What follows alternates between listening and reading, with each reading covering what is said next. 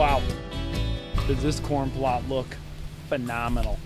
I tell you what, this is my first year truly having my own planted plots. You know what, guys, I did everything right this year. I did the fertilization, I did the soil test, I did the soil preparation. It pays to do things right. I mean, this is a great looking 2-acre cornfield. You can see the deer have been eating a little bit just off the edges here. Right over my shoulder here is the stand that we're going to be hunting out of and filming out of. I got to get my filming stand in place yet, but basically what happens here is we're on top of more on top of the hill here. These deer come up out of the fingers and come down. This is just going to be phenomenal. I mean, this is cool. This is exciting. I've got a compact flash card in my hand here. I'm going to hike up this hill real quick, check a trail camera, and let's go down and take a look at the side of this oak tree that fell.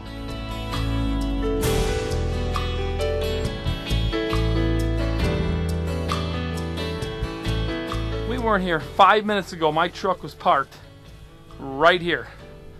It wasn't parked where the tree was, but it was parked right here.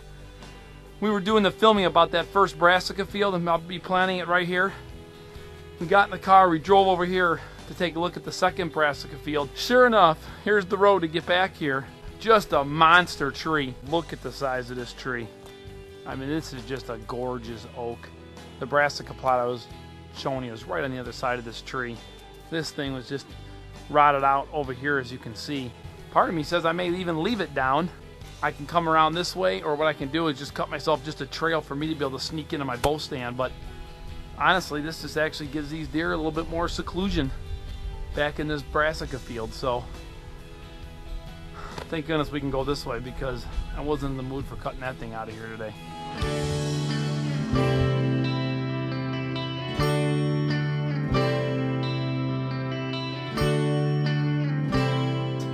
You know, I've read about this quite a bit, but what are you going to do? You know, my goal was to plant a bunch of different things this year and learn as much as I could. These deer have this bean field absolutely worn down. You know, this particular piece of property that I own here is just so secluded. The deer can come out here all day long and not be bothered by anybody. I mean, seriously, it's like a carpet. It looks like someone took a lawnmower through here. Every single one of my beans here is literally mowed off. You can even see the regrowth, you know, starting, but these deer have been in here eating the daylights out of these beans. So I think what my plan will be here is just come in with a hand sprayer.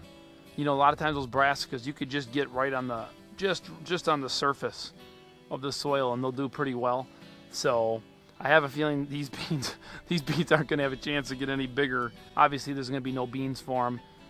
Generally these beans are great early season, then the deer get turned off of them, then they start switching to other things, and then once it gets super cold, bam, they come back in and start hitting these beans. But there's not going to be much here, if anything. There'll be no beans here actually.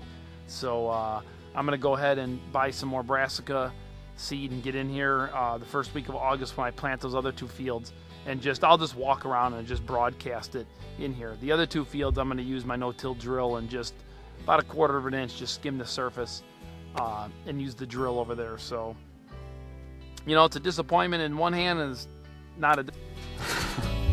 I am tired. Brings them into your property, keeps them on your property, so...